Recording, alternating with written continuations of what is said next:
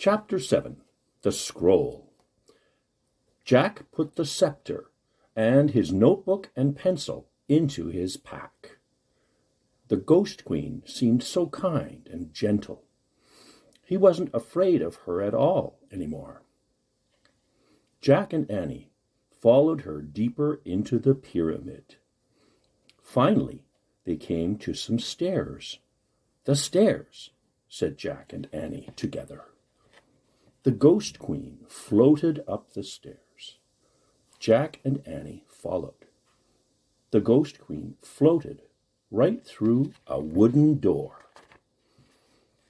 Jack and Annie pushed on the door. It slowly opened. They stepped into a cold, drafty room. The Ghost Queen was nowhere in sight. Dim torchlight lit the huge room. It had a very high ceiling. On one side was a pile of tables, chairs, and musical instruments. On the other side of the room was a small wooden boat. "The boat," said Jack. "What's it doing inside Queen Hotepi's pyramid?" asked Annie. "Maybe it's supposed to carry her to the next life," said Jack. Jack and Annie went over to the boat. They looked inside it. The boat was filled with many things: gold plates, painted cups, jeweled goblets, woven baskets, jewelry with blue stones, and small wooden statues. "Look," said Jack. He reached into the boat and lifted out a clay jug. "The jug," said Annie. Jack looked inside the jug. "There's something here," he said.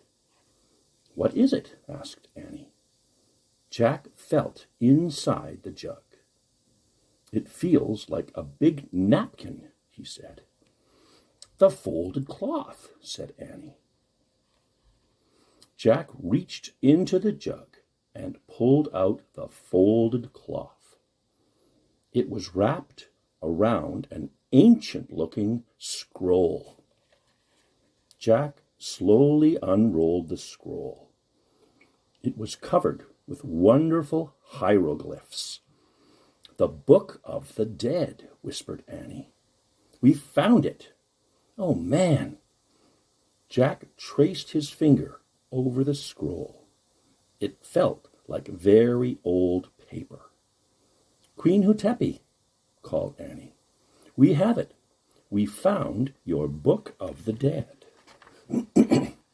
Silence. "Queen Hotepi!" A door on the other side of the chamber creaked open. "Maybe she's in there," said Annie. Jack's heart was pounding. Cold air was coming through the open doorway. "Come on," said Annie. "Wait!" "No," said Annie. "She's waited thousands of years for her book. Don't make her wait any more." Jack put the ancient scroll into his backpack.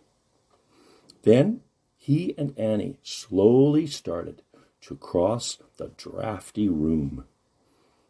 They came to the open door. Annie went through first. "Hurry, Jack," she said. Jack stepped into the other room. It was nearly bare, except for a long gold box. The box was open. Its cover was on the floor. "Queen Hotepi," called Annie. Silence. "We found it," she said. "Your Book of the Dead." There was still no sign of the Ghost Queen. The gold box glowed.